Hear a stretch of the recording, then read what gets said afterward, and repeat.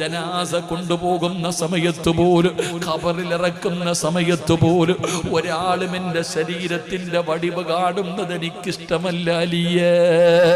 ഈ ഫാത്തിമയുടെ പുറകിൽ നിന്നാ നീ സ്വർഗത്തിൽ പോകേണ്ടത്. നീ ആരെന്നറിയുവോ? വളാഞ്ചേരിയിലെ കടയിൽ പോയിട്ട് ഫർദ ഇട്ട് നോക്കിയിട്ട് വാങ്ങുന്നവളാ. നീ ഫർദ ഇട്ട് നോക്കിയിട്ടാണ് വാങ്ങുന്നത്.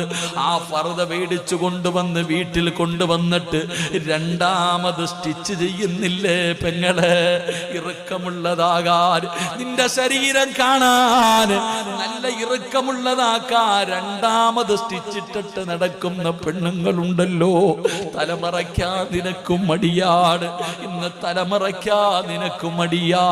പ്രായമുള്ള ഉമ്മമാര് പോലും ഇന്ന് തലമറയ്ക്കാത്ത കാലവാ.